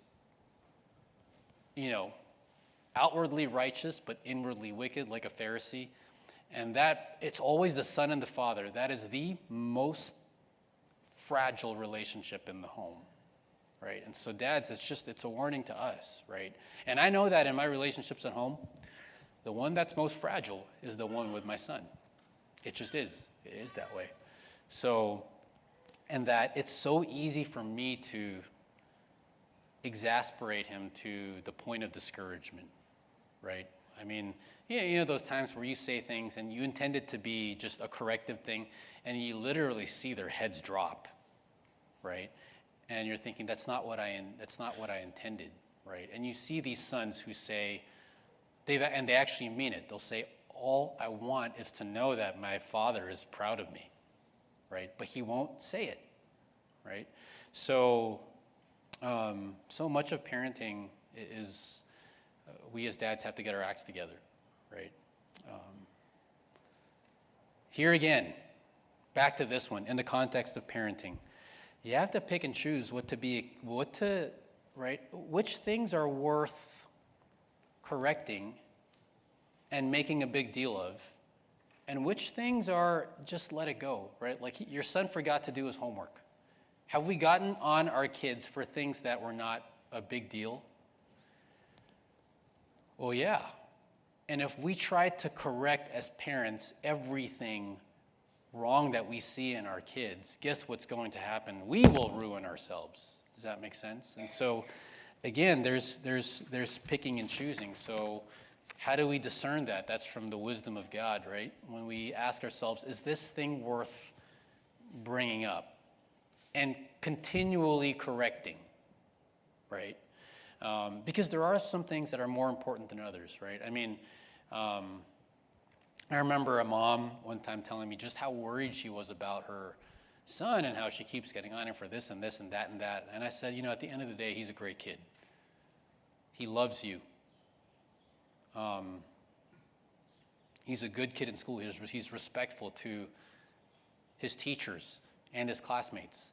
He doesn't do drugs. He never bullies anybody, right? He's doing well in sports. Yes, he forgets to turn in his homework, right, every once in a while. But at the end of the day, right, is that one issue worth making a big deal of, right?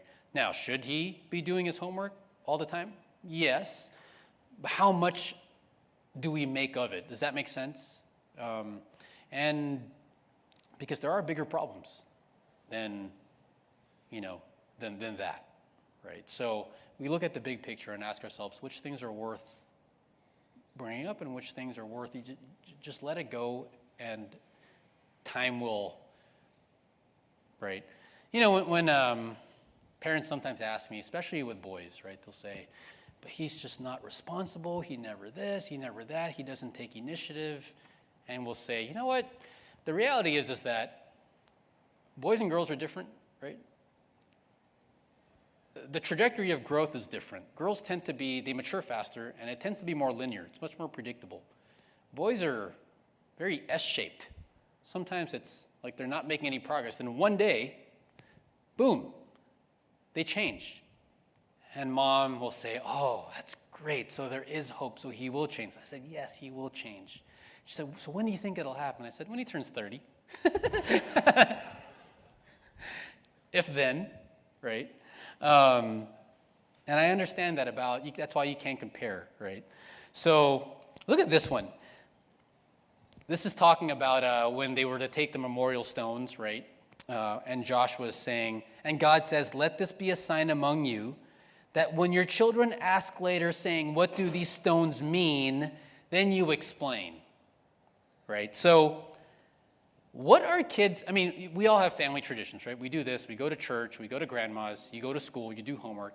At some point, what are kids going to want to do? And sometimes parents don't like it when kids do this. They start to ask what? Why?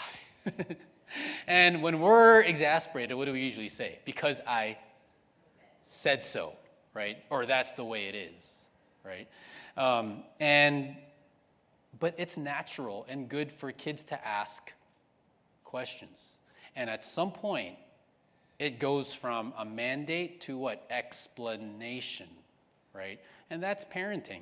So I remember when there was one student who asked, remember when COVID hit and all the classes were in cohorts and this class can't interact with this class, so when one class goes to the playground, this class has to stay here and ... because of the whole COVID thing, right? Or the COVID policies. And then one of the kids, and I was the principal at the school, right? The assistant principal. One of the kids came and said, "Why do we have to be in these cohorts?" And I said, "Well, I mean, do you really want the answer, or are you just..." And he said, "Well, yeah, can you just explain to me why?" And I said, "Well, part of it is because we want you guys back in the school, and if you're in cohorts, the COVID policy here in Santa Clara is that if you're interacting with other kids and one gets COVID, then the whole class has to go home. So we're actually trying to prevent you from having to go home in case one of them gets COVID, because we want you to be in school as much as you can so you can be in this context and not have to do distance learning." And he said, "Oh, that makes sense. Oh, make sure we never interact with them." Now you say that, you know. Or the one time where another kid asked, like, "Why are our facilities here so junk? You know, why don't we have a gym? Why don't we have this?" And I sat down and said, "Well, this is how nonprofit organizations work. And it's because as a school, we're not trying to earn money. We believe that you need this Christian education. And a lot of the teachers and staff are willing to take a pay cut for you to..." And actually, a bunch of boys sat down, and it became a conversation about missions, right? And then one of them said, maybe when I get older, if I do earn money, I can donate money to the school. I'm like, yeah. Or how about to me? You know, call it the teacher tax, right? So, but in other words, kids will thrive when there's a place for them to what? Ask questions where you're not going to get angry at them for asking the questions, but you're taking that as an opportunity to what? To explain, right? And what is that? That's discipleship, isn't it? So, for this reason, and remember this, right? "A man shall leave his father and mother and be joined to his wife, and they shall become one flesh." What is your child eventually going to want to do from the structure of the home that you have? Eventually, they're going to want to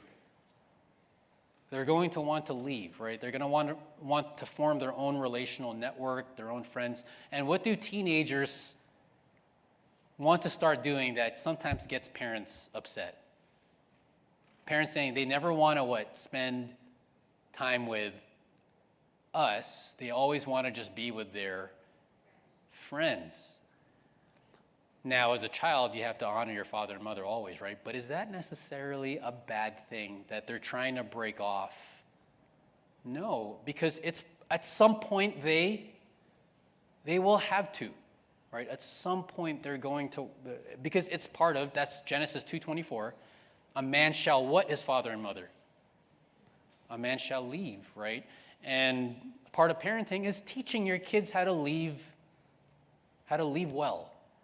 Does that make sense? And so part of that means, again, raising kids, giving them freedom more and more, right?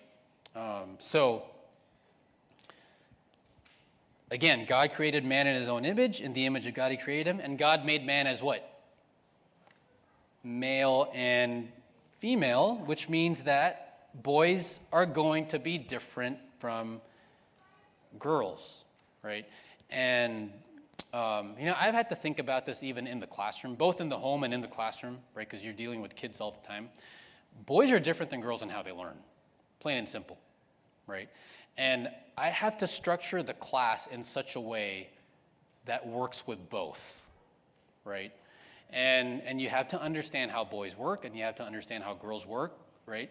And there are certain things that will make boys thrive in the classroom, and there are certain things that will make the girls thrive. And you have to do both. And that's actually the very difficult thing about co-ed teaching. It really is, right? Because you have to take those two things into consideration. And as a parent, it's the same thing, right? Raising a boy versus raising a girl, some things are the same, but some things are different, right? which one, all things being equal, a son or a daughter, is going to be more inclined to want to do things around the home more to help you out, right? And which one is going to want to venture out more and explore more, right? It's going to be different, right? Boys and girls. And you can't say, I remember one mom saying, why can't he just be like my daughter who's always like this, right? She helps fold the clothes, right? She helps clean. She helps cook. She helps this, right? Whenever my nephews and nieces come over, my daughter will help take care of them, but he doesn't want to. Well, why not? It's because he's a boy, right? And he, by the way, learned to, at that time, invest in his nieces and nephews when they got older, right? So we just have to have different I don't want to say different standards, but we raise our sons and daughters differently, right? Because God made them differently. So what did Isaac fall into here that we as parents have to be really careful? Favoritism, right? Straightforward. I mean, is it a surprise? One was a hunter, right? So translate that into an athlete. The other one was like to cook. And what do dads typically gravitate to? If one son was good in football and the other one was good in ballet, who would he gravitate to? Let's just be real. And is that a good thing? Right? He has to love both equally. But this was in the sovereignty of God that this happened, right? But you see that with Joseph as well, right? Flip side. And they held that against Joseph, right? So this one is key. Look at this. Part of raising kids, right? This was just how it was even back then. The heir, right? The son in the home. He does not differ from a slave. But look at this. Even though the owner of everything, he is under who?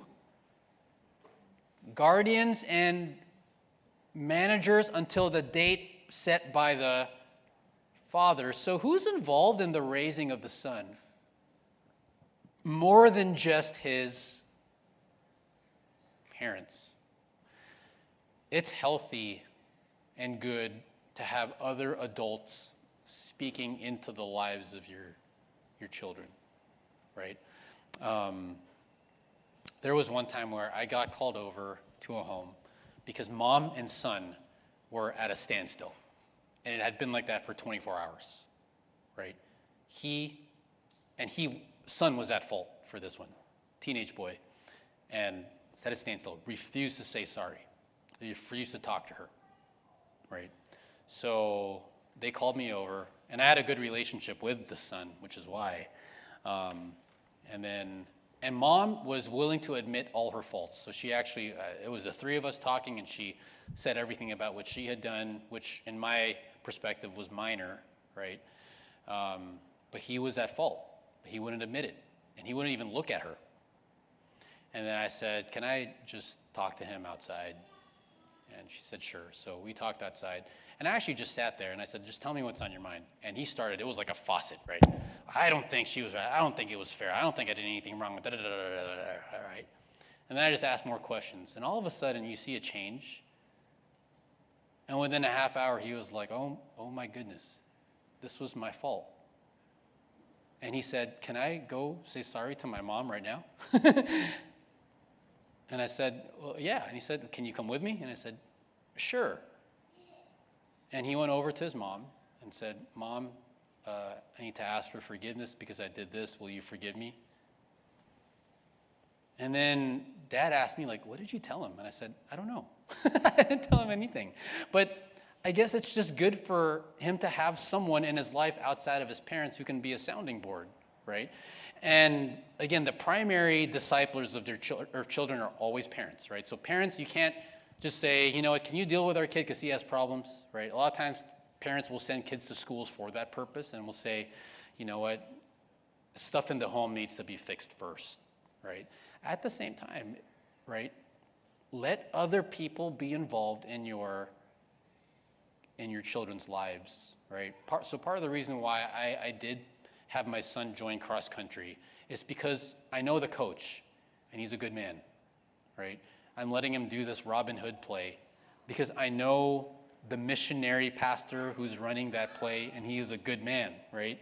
And when you have other good people speaking into the lives of your children, it just helps reinforce what you're already trying to teach. Does that make sense? And so we had earthly fathers to discipline us. We respected them, right? Where does respect come from? When parents are willing to discipline their kids consistently, lovingly, and fairly, right? Kids will lose respect for their parents who keep lecturing but don't discipline. They'll also lose respect for their parents who are abusive, right? But we remember this as well.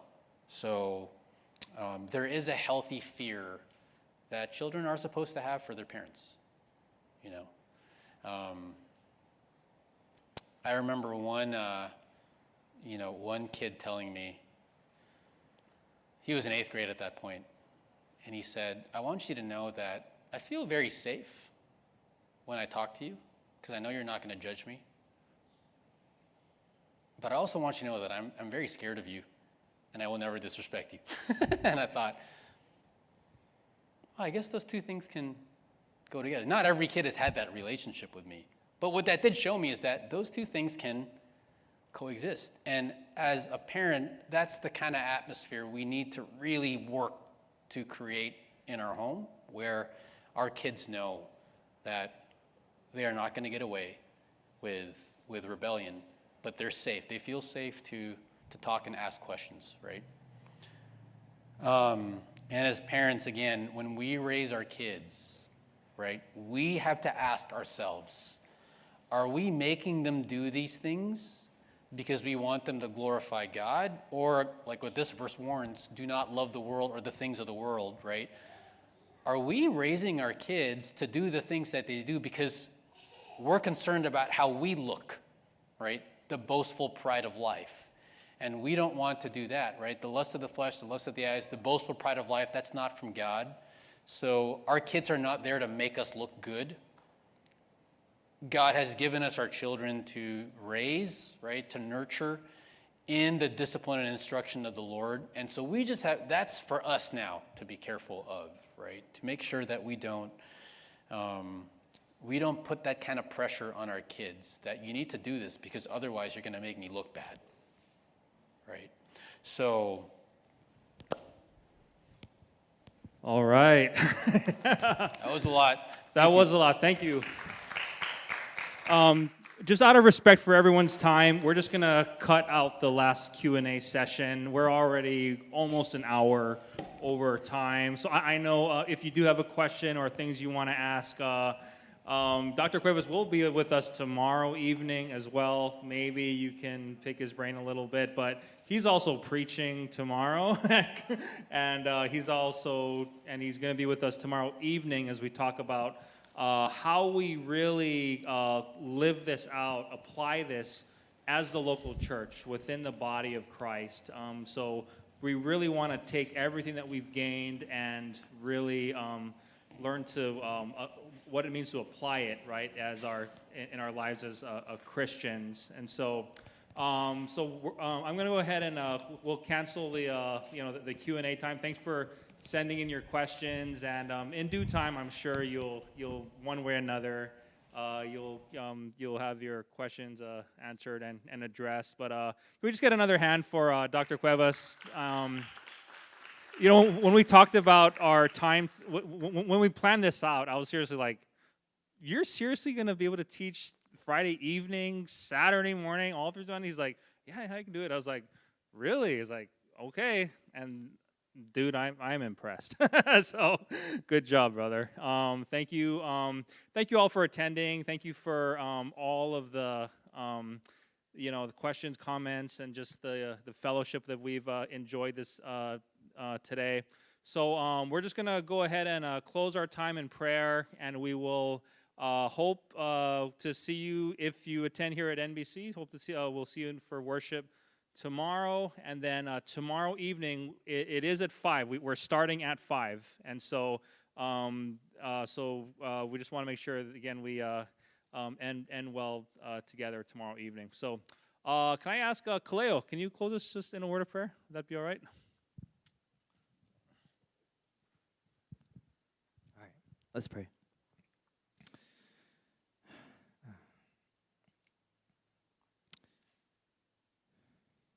Lord Jesus, you are a God of abundance, and as you can tell, this is a lot of information. It's definitely an overflow of wisdom, and we pray that all these seeds that you give us, all this wisdom, that it would be deeply sown into us. It wouldn't be something that goes over our heads, but you would help us to really take this in, to receive it, to use it. We pray that we would be those parents that love like Christ. We would be those children that obey like Christ. And God, we're so thankful for an opportunity like this to be able to learn, to be able to receive from you. Not everybody has this. Some people can't even have this. There's no possibility for them to be able to even learn about you. But you give us this freedom. You give us this opportunity. And we pray that we wouldn't waste it. So God, thank you so much. We pray that you would help us to even just use this moment, this evening, to glorify you, to fellowship, and however that may look like, and get us home safely. And I praise your name, Jesus Christ. Amen. Thank you, everyone. Have a safe ride home, and hope you have a restful evening tonight.